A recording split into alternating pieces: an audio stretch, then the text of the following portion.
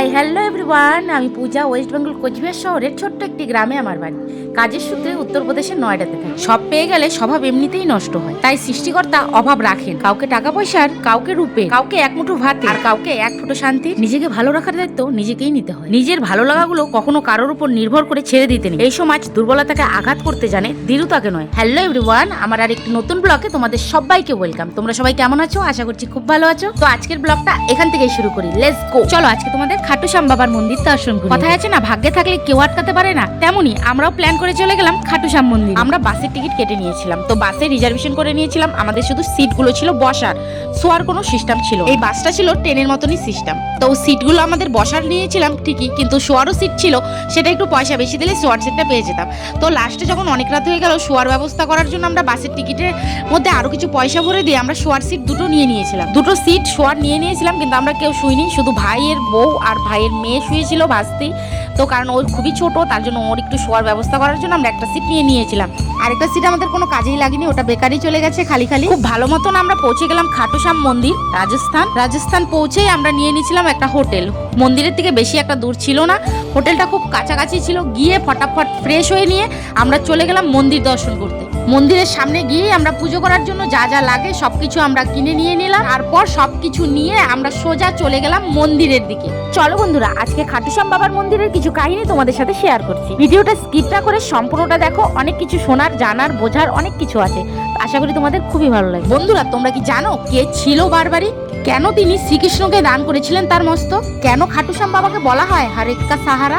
কেন তার দর্শনে বদলে যায় ভাগ্যের লেখা? কোথায় রয়েছে তার মন্দির? কি বা তার রহস্য? এই ভিডিওতে খাটু শ্যাম বাবার মন্দিরের কিছু রহস্য তোমাদের সাথে শেয়ার করব। ভিডিওটা লাস্ট পর্যন্ত দেখো। বারবারিক ছিল ভীমের পুত্র এবং ঘটোৎকচের পুত্র। তার মাতার নাম ছিল আহিল্যাবতী। বারবারিক ছিল ভগবান শ্রীকৃষ্ণের অতি প্রিয় ভক্ত। বারবারিক চাইলেই সম্পূর্ণ কুরুক্ষেত্র যুদ্ধ এক নিমিষেই নিজের হাতেই শেষ করতে পারত। একবার ভগবান শ্রীকৃষ্ণের মোরা নামক এক অসুরের রাজ্যের সাথে যুদ্ধ বাধে। যুদ্ধে ভগবান শ্রীকৃষ্ণ সকল অসুরদের বধ করে। এই খবর অসুর রাজ্যে পৌঁছানোর পর রাজকন্যা আহিল্যাবতী ভীষণ রাগ। তিনি নবদুর্গার আরাধনা করে মা দুর্গার কাছ থেকে 9টি খুব শক্তিশালী অস্ত্র লাভ করে। আহিল্যাবতী ভগবান শ্রীকৃষ্ণের সাথে যুদ্ধ করতে আসে, কিন্তু তার 9টি অস্ত্রই শ্রীকৃষ্ণের সামনে বিফল হয়ে পড়ে। কৃষ্ণ তখন তার সুদর্শন চক্র দিয়ে আহিল্যাবতীর মাথা কাটতে উদ্যত। তখনই সেখানে মা দুর্গার আবির্ভাব ঘটে। মা দুর্গা শ্রীকৃষ্ণের কাছে প্রার্থনা করে যাতে তিনি এই পরাক্রমশালী কন্যাটিকে হত্যা না করেন। এরপর আহিল্যাবতীকে ভগবান শ্রীকৃষ্ণের পরিচয় দেওয়া হয়। শ্রীকৃষ্ণের পরিচয় পেয়ে সে ভগবানের কাছে ক্ষমা চায়। ভগবান শ্রীকৃষ্ণ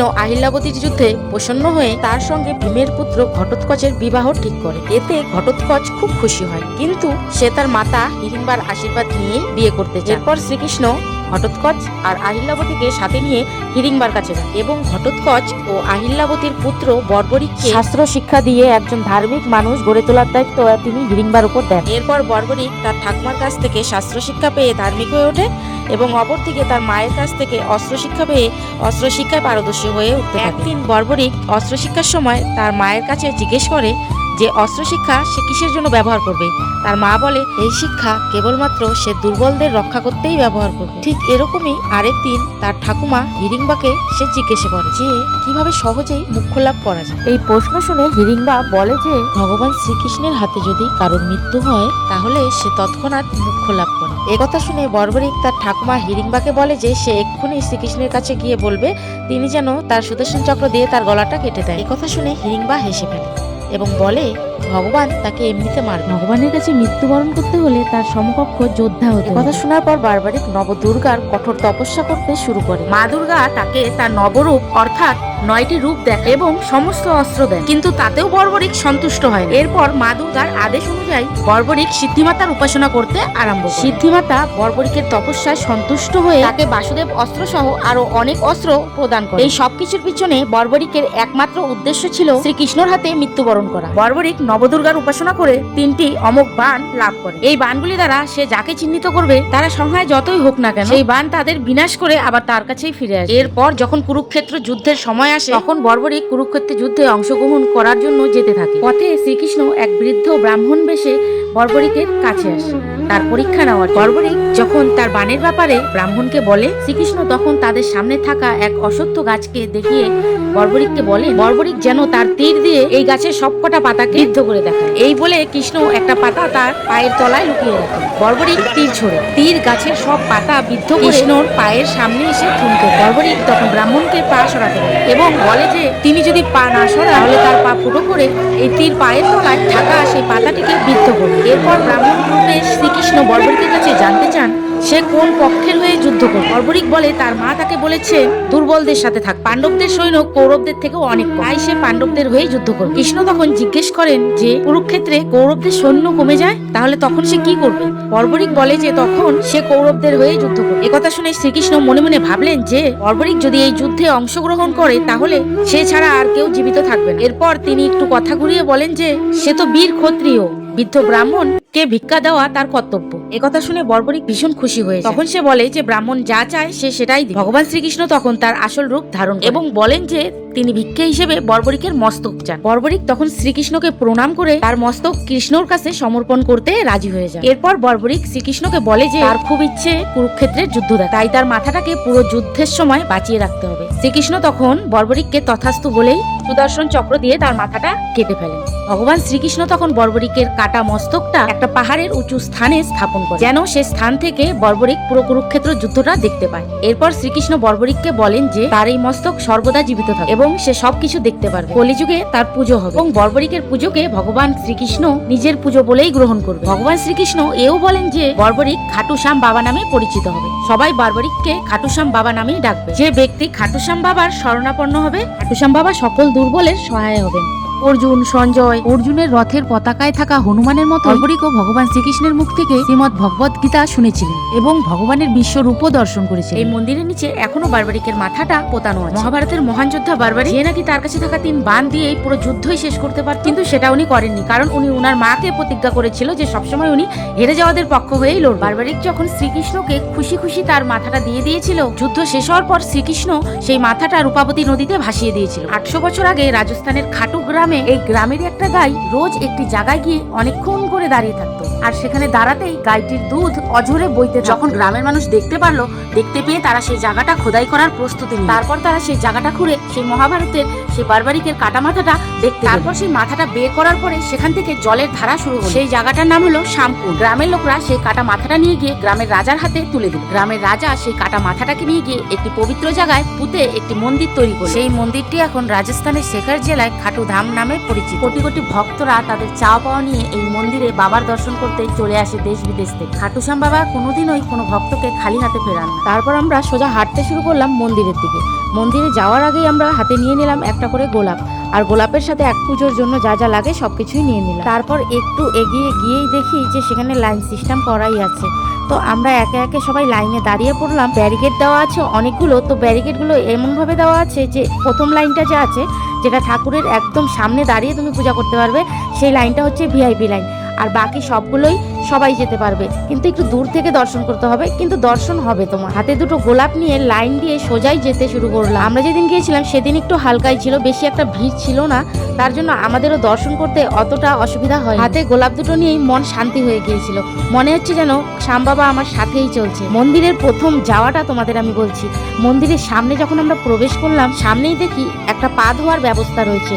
সেই জায়গাটা একটা পাকার উপর দিয়ে খুব সুন্দর জলের ধারা যাচ্ছে নদীর মতন করে, সেখানে পা নামিয়ে পা ধুয়ে তারপরে মন্দিরের দিকে প্রবেশ করি। তারপর আমরা দেখতে পেলাম সেই শ্যামকুণ্ড। তারপর আমরা সিঁড়ি দিয়ে শ্যামকুণ্ডে নেমে গেলাম। শ্যামকুণ্ডে নেমে জল দিয়ে শুদ্ধি করে শ্যাম বাবার দর্শনে চলে গেলাম। এই শ্যামকুণ্ডে স্নান করে তারপরে মন্দিরে বাবার দর্শন করতে যেতে হয়। এই শ্যামকুণ্ডে স্নান করলে সব রোগ ব্যাধি, সব দুঃখ কষ্ট সবকিছু ধুয়ে যায়। যেহেতু আমরা রাত্রে বাসে উঠেছিলাম, ভোরবেলা নেমেছি, তো ভোরবেলা উঠেই আমরা হোটেলে গিয়ে সবাই ফ্রেশ হয়ে নিয়েছিলাম, সেখানে স্নান টান করে ধোয়া জামা কাপড় পরে চলে এসেছিলাম মন্দিরে। তো তাই আমরা শ্যামকুণ্ডে স্নান না করে সেখান থেকে একটু জল নিয়ে শরীরের ছেটা দিয়ে নিয়েছিলাম। শ্যামকুণ্ডের জল শরীরের ছেটা দিতেই মন একদম শান্তি হয়ে গিয়েছিল। আবারও আমরা হাঁটতে শুরু করলাম মন্দিরের দিকে। ব্যারিকেড পার করার পরেই হয়তো মন্দিরটা আসবে। হাঁটছি আর ভাবছি এই তো মন্দির সামনেই চলে আসছি, কিন্তু একটু দূর ছিল, কোনো ব্যাপার না, বাবার সাথে দেখা হবে, মানে কতটা এক্সাইটেড, বাবার সাথে দেখা হবে আজকে সামনাসামনি, এতদিনের আশা ইচ্ছা সব কিছু পূর্ণ হয়ে যায়। লাইনে দাঁড়িয়ে দাঁড়িয়ে আমি খালি মোবাইলটা বের করে ব্যাক ক্যামেরায়, সামনে ক্যামেরায়, সাইডে ক্যামেরায় সব ভিডিওগুলো শ্যুট করছিলাম, আর সবার হাতে একটা করে গোলাপ দেখছি। কি ভালো লাগছিল, খুব ভালো লাগছিল। তো এতগুলো ব্যারিকেড ছিল, তার মধ্যে সবার প্রথমের যে লাইনটা ছিল, যেটা মন্দিরের সামনাসামনি তুমি দর্শন করতে পারবে দাঁড়িয়ে, সেই ভিআইপি গেটটাতে যাওয়ার ইচ্ছা ছিল, কিন্তু আমরা না জানতাম না ভালো করে যে কোন লাইনটা সঠিকভাবে গেলে ভগবানের দর্শন করতে পারবো, শ্যাম বাবার দর্শন করতে পারবো। সবাইকেই দেখছি যে প্রথম লাইনটা ছেড়ে সব লাইন দিয়ে যাচ্ছে, তার জন্য আমরাও ভাবলাম যে হয়তো যে কোনো একটা লাইনে দাঁড়ালেই হয়তো দেখতে পারবো, তার জন্য আমরা যে কোনো একটা লাইনে দাঁড়িয়েই সোজা যাচ্ছি। তো যেই লাইনটায় আমরা দাঁড়িয়েছিলাম সেই লাইনটাতেই বেশি ভিড় ছিল, বাকি আশেপাশের লাইনগুলো একটু হালকা ছিল, আবার প্রথম দিকের লাইনের পেছন দিকে যে লাইনটা ছিল সেই লাইনটাতেও একটু ভিড় ছিল। তো কোনোখানে ছেলে মেয়ের লাইন কোনো ভাগ করে দেওয়া ছিল না, সবাই সব লাইনেই দাঁড়াতে পারে। আমি যে ভালোবাসার গোলাপটা নিয়েছিলাম বাবাকে দেওয়ার জন্য, সেই গোলাপটা নিয়ে আমি চলছি বাবার দর্শন করতে, লাইন আর শেষ হচ্ছে না। গোলাপটা নিয়ে এগোতে না এগোতেই দেখলাম আমার হাতের সামনেই একটা পোস্টারে লেখা আছে জয় শ্রী শ্যাম। মনে মনে ভাবলাম যে ফাইনালি আমি বাবার খুব কাছাকাছি চলেই আসছি। ওপরের দিকটা দেখো বন্ধুরা, এত সুন্দর ডেকোরেশন করা, এত সুন্দর, মানে কি বলবো, খুব সুন্দর। ওখানে একটা পোস্টারও লাগানো আছে জয় শ্রী শ্যাম। তো সবাই লাইনে দাঁড়িয়ে আছে, তো ভালোই হয়েছে। আমরা 3 নাম্বার লাইনে দাঁড়িয়েছি, বেশি দূরে দাঁড়াইনি, কিন্তু যেটা বুঝলাম যে 3 নাম্বার লাইনের চেয়ে যদি 5-6 নাম্বার লাইনে দাঁড়াতাম তাহলে হয়তো ভিডিওটা আরও ভালোভাবে করতে পারতাম। এতটাই সামনে দাঁড়িয়েছি যে পুলিশের ধাওয়া পেতে হয়েছে, ভিডিও করতে দেয় না, ওখানে ভিডিও করা অ্যালাউ নেই। তবুও চুপ করে যতটুকু ভিডিও করতে পেরেছি তোমাদের সাথে সেটাই শেয়ার করলাম। বারবার অ্যানাউন্স করে বলেই দিচ্ছে সবাই শান্তি শৃঙ্খলাভাবেই দর্শন করতে, ভালোভাবে পুজো করতে, কিন্তু সময় খুব কম দেয়, মানে হাঁটার মধ্যেই তুমি যতটুকু দর্শন করতে পারবা, তারপরে ওই যে বের করে দেয় লাইন থেকে, কারণ অনেক সিকিউরিটি গার্ড আছে চারপাশেই, পুলিশ আছে, গার্ড আছে, তো ভিডিও করাটাও খুব রিস্ক হয়ে যায়, ভিডিও করার কোনো অ্যালাউ নেই ওখানে। ভিআইপি লাইনটাতে দাঁড়ালে হয়তো খুব ভালো মতন দর্শন করতে পারতাম, কিছুটা সময় পেতাম। তো যেই লাইনগুলোতে আমরা দাঁড়িয়েছিলাম সেগুলোতে আর কি ভালো মতন দর্শন করা মানে হাঁটার পথেই তোমার দর্শন করতে হবে। আসলে কি জানতাম না যে কোনটা ভিআইপি লাইন আছে, কোনটা নর্মালি সবাই যেতে পারবে, ভালো মতন জানতাম না, জন্যই আর কি অসুবিধাটা হয়েছে। নেক্সট টাইম যখন যাবো তখন তো জানাই হয়ে গেলো, তখন ভালো মতনই দর্শন করে আসতে পারবো। তো ফাইনালি বাবার দর্শন হয়ে গেল। এই দেখো তোমরাও সবাই দর্শন করে নাও, জয় শ্রী শ্যাম বাবার দর্শন করে নাও সবাই। খুব অল্প সময় পেয়েছি, তা ওই অল্প সময়ে ক্যামেরাটা অন করে আমি বাবার মুখটা একটু দর্শন করার পরে আমি বাবার মুখটা ক্যামেরায় নিয়ে আসতে পেরেছি। তো পুলিশ সমানে তাড়া করছে বেরোবার জন্য, তো যতটুকু পেরেছি তোমাদেরকেও ভগবানের দর্শন দিয়ে দিলাম। তোমরা দেখে নাও, সামনে দেখছো যে লোকগুলো দাঁড়িয়ে আছে, এটাই হচ্ছে ভিআইপি লাইন, যেটা তুমি একদম সামনাসামনি দাঁড়িয়েই পুজো করতে পারবে। সেখানে টাকা দিতে হয়, টাকা দিয়েই সেই লাইনে দাঁড়াতে হয়। তো ভগবান সবার মনে আছে, টাকা দিয়ে কি আর ভগবানের দর্শন করা যায়? যদি মন যদি তোমার না টানে, যদি তুমি না যেতে পারো, টাকা হলেই সব কিছু হয় না। তো আমরা ওখানে ভালো মতন দর্শন করে পূজা বলতে ওই যে গোলাপ ফুলটা ওখানে দিতে হয়, শুধু পূজা করে চলে আসলাম বাইরে আসার পরে এখানে আরেকটা মন্দির ছিল, সেই মন্দিরে আমরা ভালো মতন পুজো করে নিলাম। চলো তোমরাও দেখে নাও।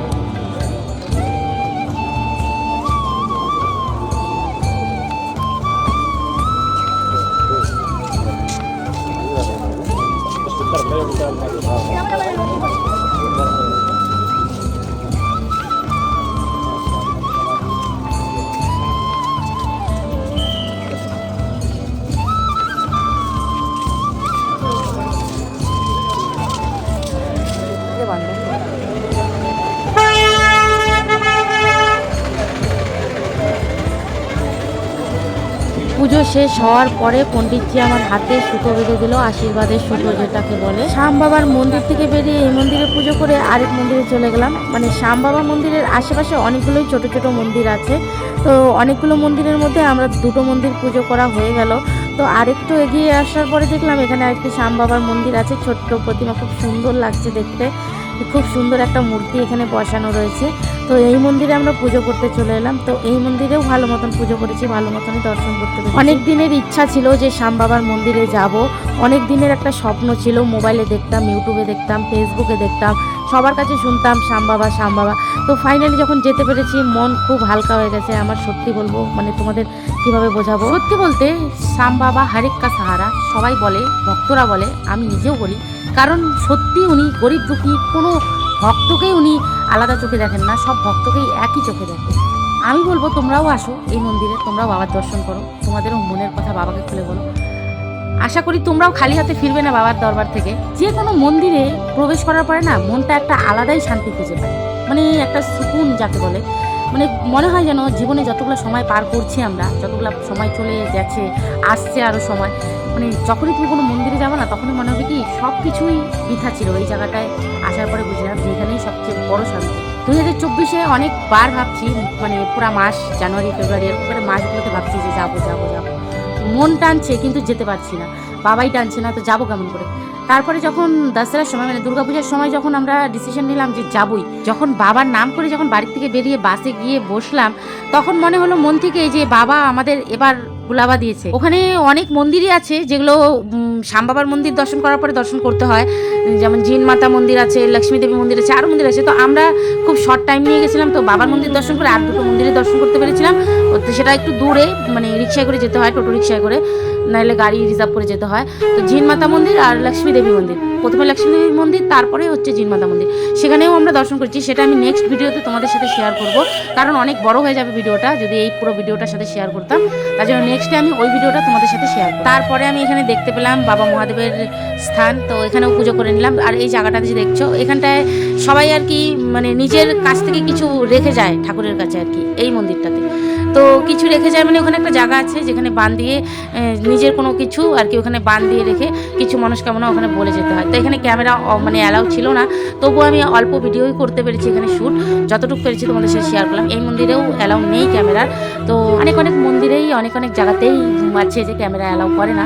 তো আমি যতটুকু পেরেছি তোমাদের সাথে শেয়ার করছি, আর যতটুকু পারিনি ততটুকু তোমরা একবার আসো এখানে এসে একবার দর্শন করো ভগবানের, তোমরা দেখতে পারবে, নিজেরাই দেখতে পারবে। তো এখানে একটা খুব সুন্দর রাধারানীর মূর্তি ছিল, কিন্তু সেটা ভালো করে আমি ক্যামেরা করতে পারিনি। এখানে একটা শ্যাম বাবা ছিল, যেখানটায় এটা একটু করতে পেরেছি।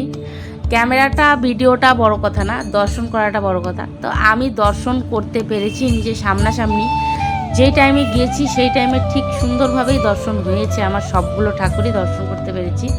তারপর আমরা বের হয়ে পড়লাম আরেক মন্দিরের দিকে।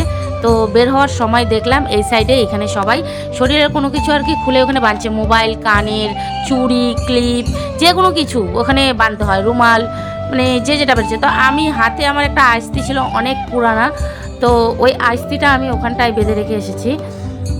সবাই সব কিছু বাঁধছিল, ওই যে দেখো তোমরাও দেখতে পারবে যে আমি এখানটায় আমার আস্তিটাকে বাঁধছিলাম দাঁড়িয়ে। এখানে চুড়ি বেঁধে রেখে তারপরে ঠাকুরকে নমস্কার করে এখান থেকে বেরিয়ে পড়লাম লক্ষ্মী দেবী মন্দির আর জিন মাতা মন্দিরের উদ্দেশ্যে।